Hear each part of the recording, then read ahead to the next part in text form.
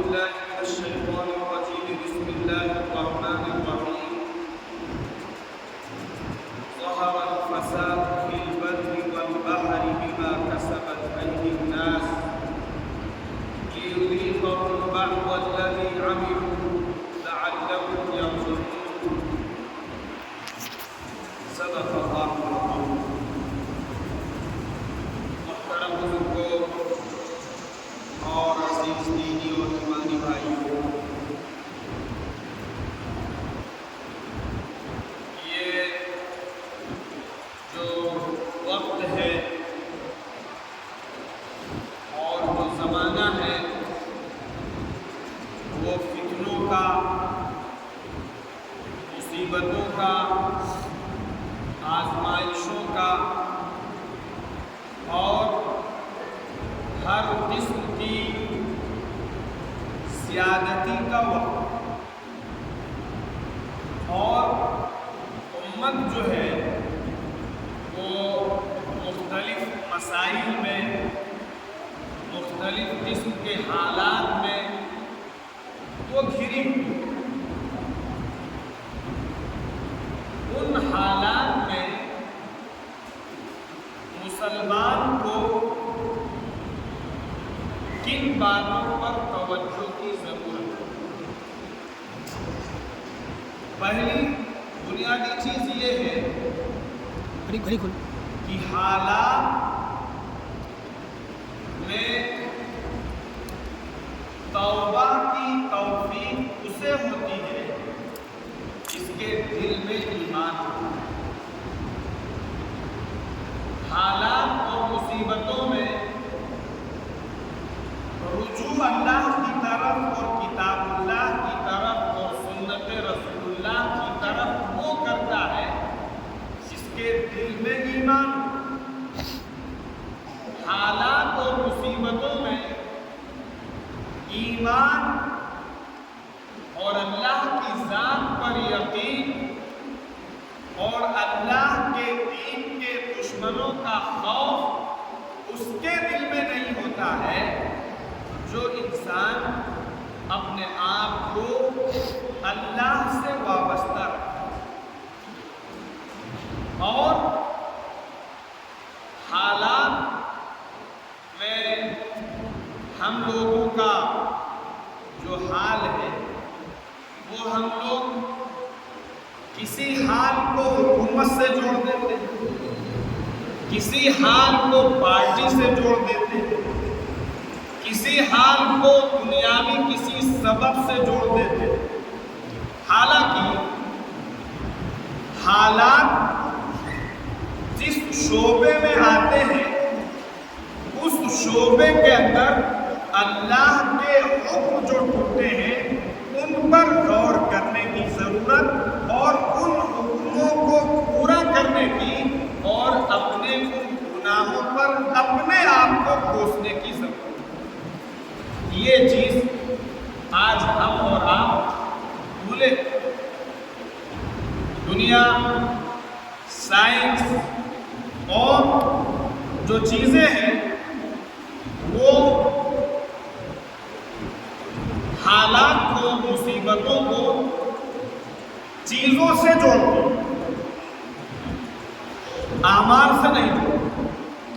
حالانکہ ہماری شریعت میں حضور اکرم صلی اللہ علیہ وسلم نے قرآن مقدس کی آیات میں یہ بات بالکل واضح طور پر بیان کر دی گئی ہے کہ جو حالات آتے ہیں وہ انسان کے اپنے کرتوت کا نتیجہ ہو۔ جو میں نے قرآن کی آیت پڑھی اس میں بھی اللہ رب العزت نے یہی بات ارشاد فرمائی، ظہر الفساد فی البر والبحر بما کسبت ایدی الناس۔ اور روئے زمین میں، خشکی اور تری میں جو فساد ہے، جو کرپشن ہے، جو ظلم اور انارکی ہے، جو ہر طرف ایک بدامنی اور بے چینی اور اسمنجس کا ایک ایٹماسفیئر اور ماحول ہے، قرآن کہتا بیما کسبت ایدی الناس، یہ لوگوں کے کرتوت کا نتیجہ ہے، اور لوگوں میں مسلمان سب سے ٹاپ پر ہے، اس لیے کہ قرآن نے جو لوگ کفر اور شرک کی گندگیوں میں آلودہ ہیں اور جنہوں نے اپنی زندگی کا مقصد صرف اور صرف پیٹ بھرنا اور کھانا اور کمانا اور اپنی حیوانی اور نفسانی خواہشات اور سیکسول ڈیزائرز کو کوئنچ کرنا، جن کی یہ کوالٹی ہے، قرآن ان کو انسان نہیں، قرآن ان کو کہتا اولئک کالانعام، وہ چوپایوں کی طرح، وہ جانوروں کی طرح۔ اس لیے میرے عزیز و بزرگوں دوستوں، سب سے بنیادی چیز یہ ہے کہ حالات کو مسلمان اپنے اعمال سے جوڑے۔ حدیث میں ہمیں یہ بتایا گیا، جیسے ایک حدیث میں فرمایا گیا کہ جب ناپ اور تول میں کمی کی جائے، سنیے آپ،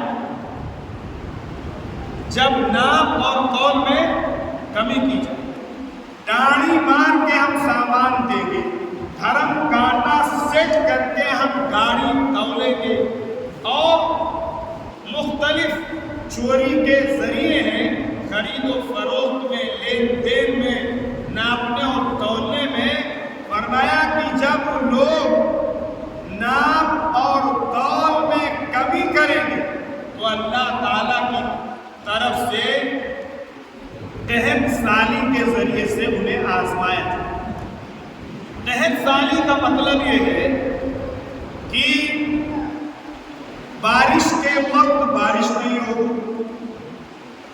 فصلوں میں روگ لگ جائیں گے، اور بہت آئے لیکن لاسا پکڑ لیا، یا اور جو اس میں بیماریاں پیدا ہوتی ہیں وہ پیدا ہو گئی، کھیت کے کھیت سوکھ گئے، اور قحط سالی کے ذریعے سے ناپ اور تول میں کمی کرنے کی سزا اور ہاتھ پر ڈالا جائے۔ آگے فرمایا چیزوں کے بھاؤ بڑھ جائیں گے، وشدت المؤنۃ، حساب ہر چیز دیکھیے آسمان چھو رہی ہے، تیل کا دام بھاگا جا رہا ہے، اور چیزوں کی جو دالوں کا دام ہے، اور جو مارکیٹ میں چیزیں ہیں جو انسان یوز کرتا ہے، روزمرہ کے یوز کے اور استعمال کے سامان ہیں، ان کا بھاؤ دیکھیے، بھاؤ بھاگا چلا جا رہا ہے۔ یہ کیا ہے؟ یہ ہمارے نبی نے یہ بات ارشاد فرمائی کہ ناپ اور تول میں کمی کی سزا اور عذاب اور پنشمنٹ جو آپ کو دیا جائے گا، وہ چیزوں کے بھاؤ کو بڑھنے میں گرانی اور مارکیٹ جو ہے وہ صاحب آسمان چھونے لگے گا، اور آدمی اس میں پریشان ہوگا۔ یہ ناپ اور تول میں کمی کی سزا۔ اور اسی میں ایک بات اور ارشاد فرمائی، وَجَوْرِ السُّلْطَانِ عَلَيْهِمْ، اور جو حکمران ہوں گے، جو ذمہ داران ہوں گے، جو لیڈران ہوں گے، وہ مختلف قسموں کے ذریعے سے جور اور ظلم کا شکار اپنی عوام کو بنائے۔ اس کا مشاہدہ آپ بہت آسانی کے ساتھ اپنی نگاہوں سے دیکھ رہے ہیں۔ تو میں یہ کہہ رہا تھا کہ مسلمان جو ہوتا ہے اس کو یہ سکھایا گیا ہے کہ حالات جو آتے ہیں وہ انسان کو اس پر اپنے اعمال کو دیکھنا چاہیے۔ مارکیٹوں میں، بازاروں میں آگ لگے گی، دکانوں میں آگ لگے گی، جلائی جائے گی یا جلے گی، اس کی شکل کوئی بھی ہو، لیکن اس کا ریزن اور سبب حدیث میں فرمایا گیا کہ وہ ناپ اور تول میں کمی ہو۔ آپ مارکیٹ کا جائزہ لیجیے، ایک آدمی معمولی سے 1 روپیے، 2 روپیے، 3 روپیے، 10 روپیے کے لیے وہ ڈاڑھی مارنے کے لیے 1 کلو، 2 کلو، 4 کلو پیاز ہے، آلو ہے، دودھ ہے، اور جو ناپنے کی چیزیں ہیں اس میں بولیے ایک آدمی 1 کلو پہ کتنا بچا لے؟ ارے بولیے کتنا بچا لے؟ 1-2 روپیہ بچا لے، اٹھنڈی چمنڈی بچا لے. تو اس کی سزا اسے حدیث میں کیا فرمایا گیا کہ یہ سزا بادشاہوں کا جور ملے گا، ظلم ملے گا، اور بھاری بھرکم ٹیکسز اس کے اوپر لاتے جائیں گے، اور اس کے ساتھ ساتھ پھر فرمایا کہ چیزوں کا بھاؤ بڑھ جائے گا اور کمر اسی کی توڑی جائے گی اس کے اس گناہ کی وجہ سے جس کو یہ گناہ نہیں سمجھا. اور آگے بڑھیے. ایک تو یہ بتایا گیا، دوسری اسی حدیث میں یا دوسری حدیث میں فرمایا گیا وَلَمْ تَظْهَرِ الْفَاحِشَةُ فِي قَوْمٍ قَطُّ إِلَّا فَشَا فِيهِمْ الطَّاعُونُ، کہ وہ لوگ جن لوگوں کے اندر بے شرمی، بے حیائی، آوارہ گردی، فحش کاری، زنا کاری، بدکاری، بدتمیزی، یہ چیزیں جس قوم کے اندر آ جائیں گی، جو قوم ان چیزوں کا ارتکاب کرنے لگے گی، فرمایا کہ اس کے اندر طاعون پھیلے. طاعون بیماری کی جو ڈیزیز ہے اور جرثومہ ہے، وائرس ہے، وہ وائرس پھیلے گا،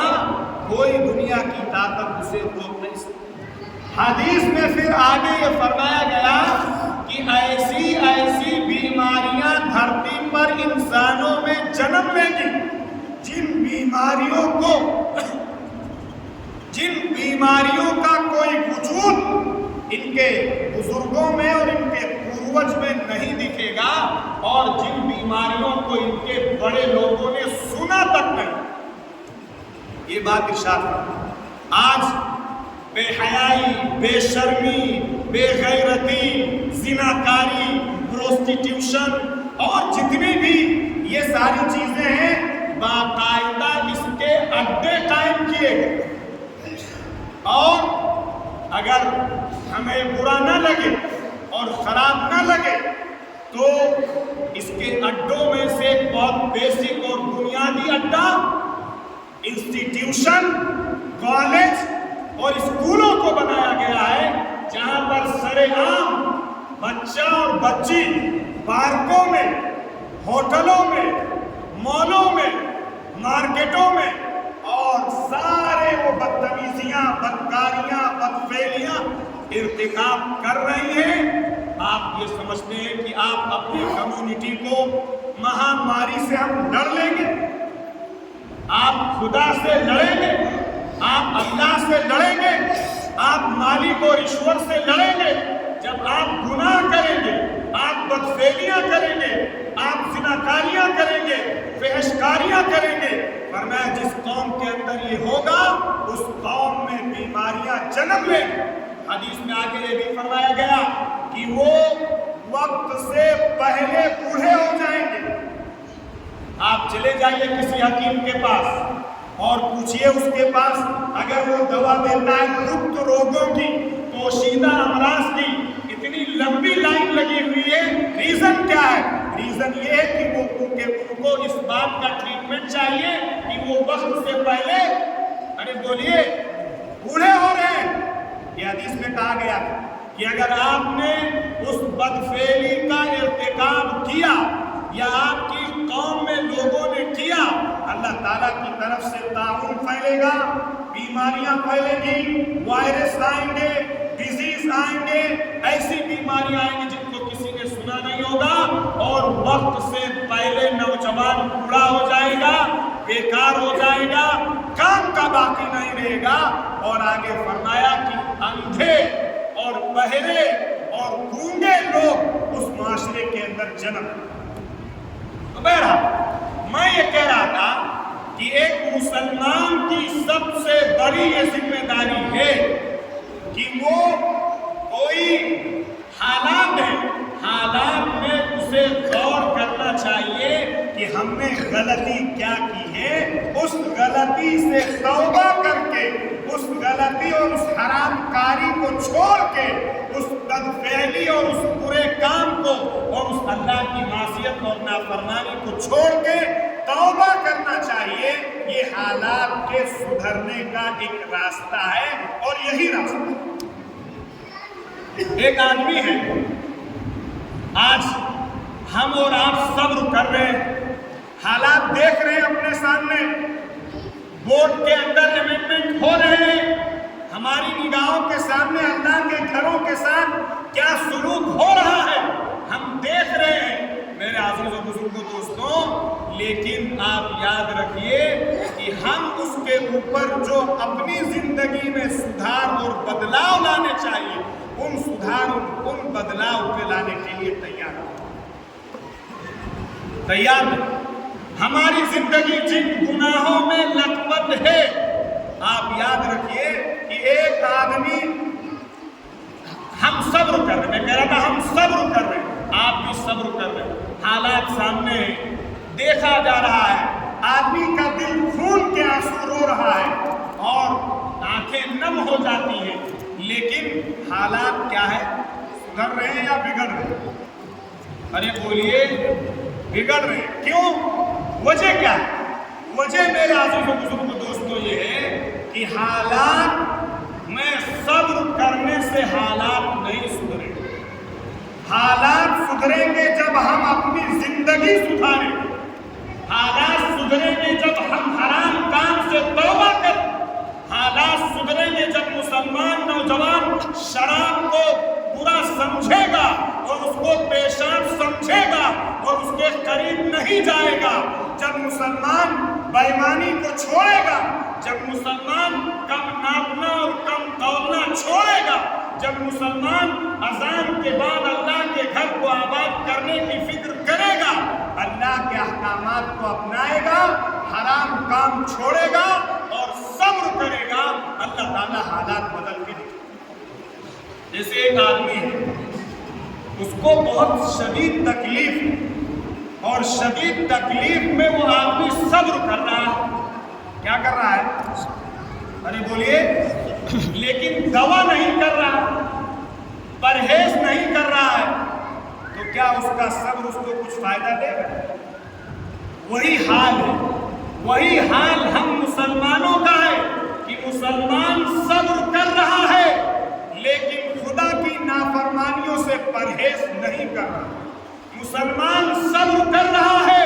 لیکن اللہ کے احکامات کی بجا آوری کے لیے تیار ہے. حالات اتنے خراب ہونے کے باوجود اللہ کے اتنے گھروں کے ساتھ جو سلوک ہوا, وہ سلوک ہو جانے کے باوجود کیا مسلمانوں کی عبادت گاہیں بھر گئی؟ کیا شراب کے اڈوں پر مسلمانوں کا جانا کچھ کم ہو گیا؟ کیا مسلمانوں کا سٹے کے بازاروں میں اور شیئر مارکیٹ میں جو غلط طریقے سے سٹے ہی کی ایک شکل ہے جس میں مسلمان پیسہ لگا رہا ہے, کیا اس میں کوئی گراوٹ آئی مسلمانوں کے انوالومنٹ میں؟ کیا جھوٹ میں, بےایمانی میں, فراڈ میں, بدکاری میں اور اپنے گھر کی عورتوں کو الٹے سیدھے لباس پہنانے میں اور ہماری عورتوں کے بازاروں کے جانے میں اور وہاں پر ننگے ناچنے میں اور غیروں کے ساتھ شریک ہونے میں کیا کوئی گراوٹ اور کوئی کمی آپ کو محسوس ہو رہی؟ اگر نہیں ہو رہی ہے اور یقیناً نہیں ہو رہی ہے تو آپ یاد رکھیے کہ آپ صبر کر رہے ہیں اس مریض کی طرح جو نہ دوا کھا رہا ہے اور نہ پرہیز کر رہا ہے. وہی حال ہم نے آج اپنا بنا. حالات یہ اللہ کی طرف سے مسلمانوں پر ڈالے جاتے ہیں. خود فرمایا وَلَنُذِيقَنَّهُم مِّنَ الْعَذَابِ الْأَدْنَىٰ دُونَ الْعَذَابِ الْأَكْبَرِ.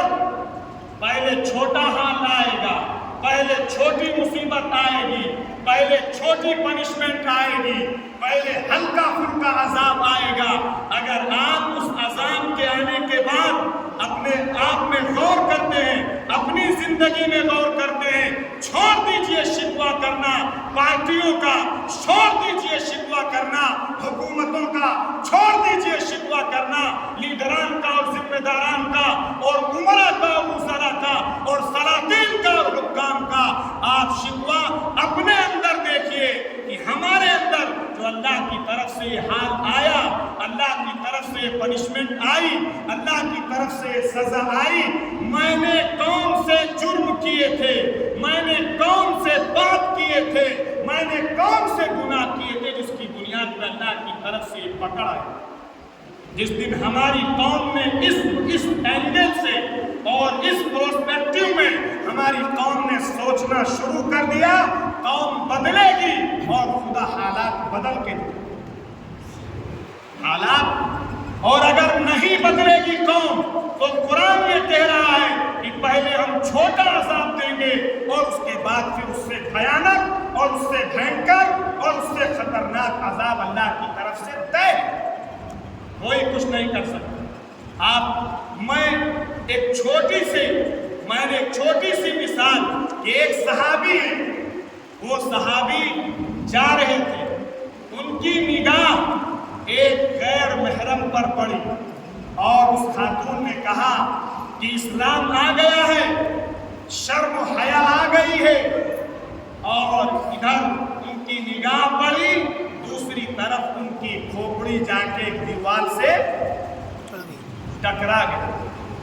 آپ صلی اللہ علیہ وسلم کی بارگاہ میں انہوں نے بتایا، آپ نے فرمایا اللہ اپنے جن بندوں سے محبت کرتا ہے ان کو ان کے گناہ کی سزا پہ متنبع کرتا ہے تاکہ وہ اس گناہ سے باز آ کے اپنے آپ کو صاف کروا کے اپنی زندگی سنوار لے۔ اس لیے اگر ہمارے کاروبار میں حالات آئے ہیں تو مسلمان کو سب سے پہلے اپنے کاروبار میں دیکھنا چاہیے کہ اللہ کے کون کون سے حکم ہیں جو ہم نے اپنے کاروبار میں جن کو توڑا ہے، جن کو چھوڑا ہے، جس کی بنیاد پر اللہ کی طرف سے یہ احکامات آئے ہیں۔ اگر معاشرے کے لحاظ سے احکامات آئے ہیں اور معاشرے کے لحاظ سے حالات اور پریشانیاں آئی ہیں تو مسلمان کو اس پر بھی غور کرنا چاہیے کہ ہمارے معاشرے کے اندر کون سے پاپ ہیں، کون سی برائیاں ہیں، کون سے غلط کام ہیں جن پر ارتکاب کی وجہ سے، جن کے ارتکاب کی وجہ سے اللہ رب العزت کی طرف سے ہماری یہ گرفت، ہماری یہ پکڑ ہوئی۔ اور یہ بھی خوب اچھی طرح یاد رکھا جائے، آپ اور ہم جو یہ کہہ دیتے ہیں کہ یہ حالات صاحب ہوئے گوا آئے گے، ہو گیا ایسا نہیں ہے کہ سب اپنی طرف سے ہو جاتا ہے۔ آپ وہ صحابی ان کا سر دیوار سے ٹکرایا، کہہ سکتے تھے کہ ادھر دیکھنے لگے تھے لڑ گیا، یا غفلت میں تھے ایسا ہو گیا۔ آپ حال یہ ہو گیا ہے کہ آج ہمارے مسلمانوں کے پورے پروجیکٹ اور پورے کے پورے بزنس فلاپ ہونے کے کگار پہ ہیں اور مسلمان بری طریقے سے قرضدار ہوتا جا رہا ہے، لیکن اس کو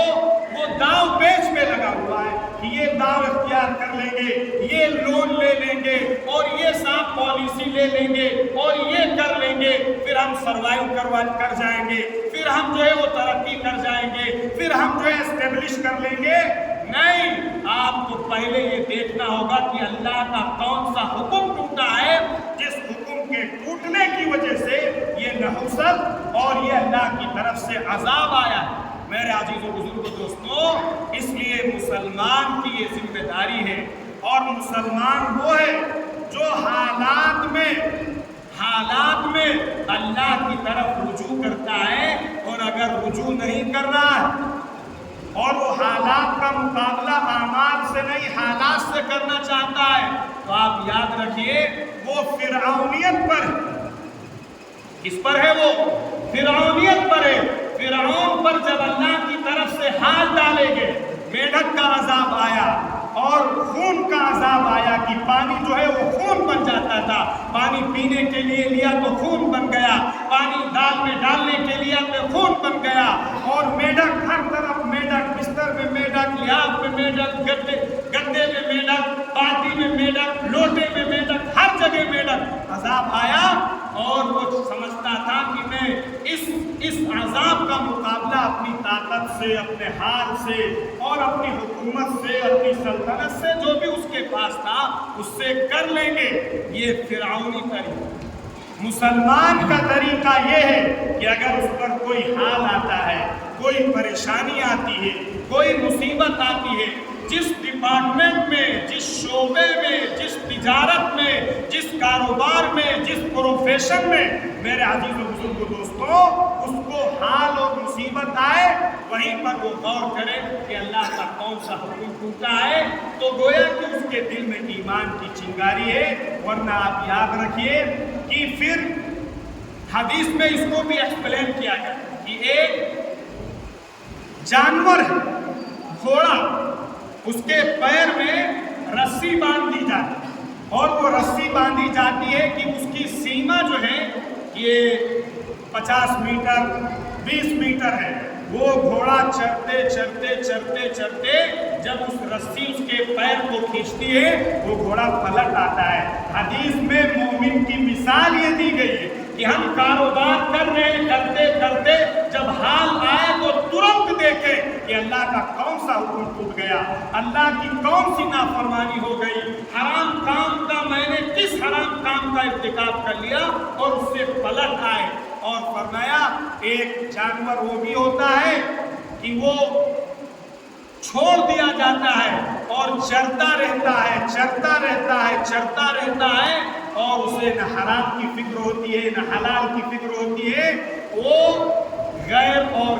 کافر کی مثال اس سے بیان کی گئی ہے کہ اس کو یہ اس پر کیئر اور غور نہیں کرتا، جیسے بچہ ہے بھینس کا اور اس کو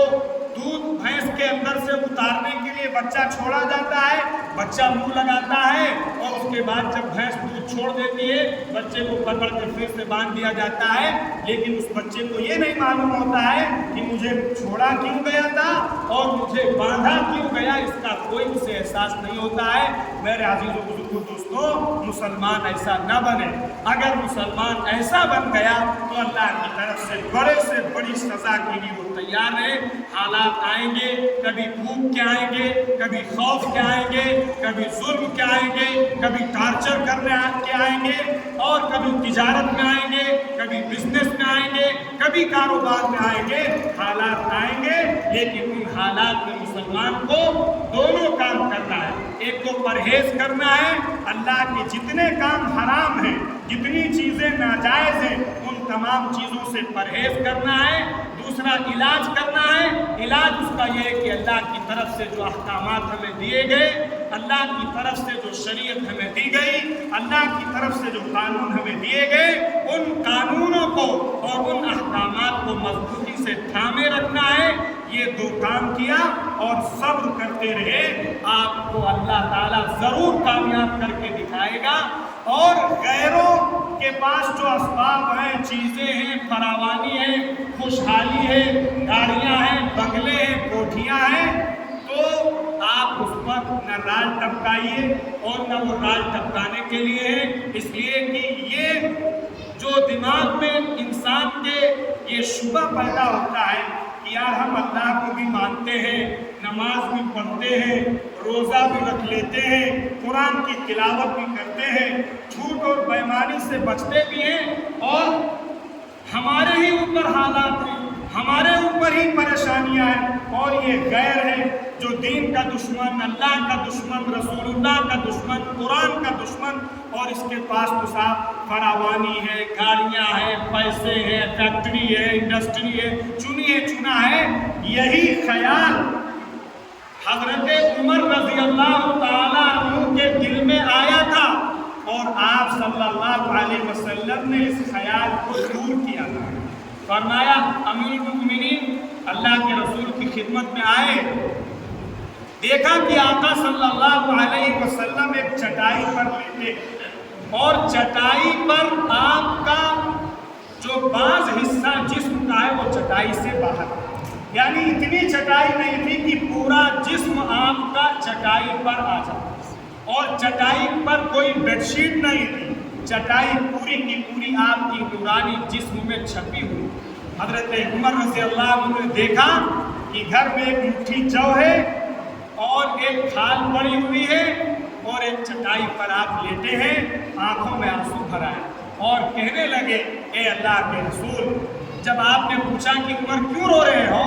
فرمایا اے اللہ کے رسول کیوں نہ رو، یہ کافر ہیں، یہ روم کے بادشاہ ہیں، یہ قیصر و روم ہیں اور یہ نہروں میں، باغات میں، ریشم کے قالینوں میں اور بڑے بڑے اونچی اونچی مسیریوں اور گدوں پر ہیں اور ناز و نعمت میں ہیں، اور آپ اللہ کے رسول ہیں، آپ اللہ کے منتخب بندے ہیں، اور آپ کے گھر کا یہ اثاثہ اس وقت آپ نے بات ارشاد فرمائی تھی کہ مسلمان یہ اس کا، آپ نے جو بات ارشاد فرمائی تھی وہ یہ تھی کہ اے عمر، یہ لوگ ہیں ان کی عیش و عشرت کا سامان، ان کی موج مستی کا سامان ان کو دنیا میں دے دیا گیا ہے،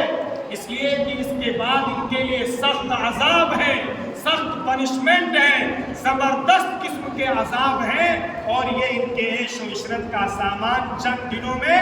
ختم ہونے والا ہے۔ آگے فرمایا تھا کہ ہمارے لیے عیش و عشرت کا، انجوائمنٹ کا، مزہ کرنے کا سامان خدا نے آخرت اور جنت میں رکھا ہے، لہذا آپ اس پر دال نہ ٹپکائیں،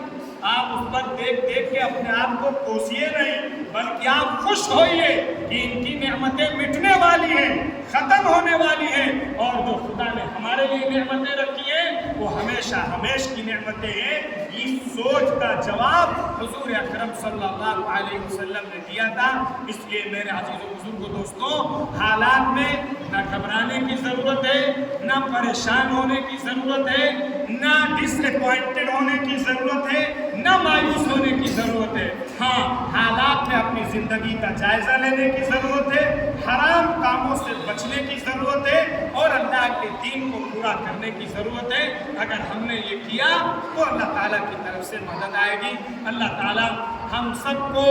صحیح ڈائریکشن پر اپنی زندگی گزارنے کی توفیق عطا فرمائے، گناہوں سے بچنے کی اور حرام کاموں سے بچنے کی توفیق عطا فرمائے، نیک اعمال کرنے کی توفیق عطا فرمائے۔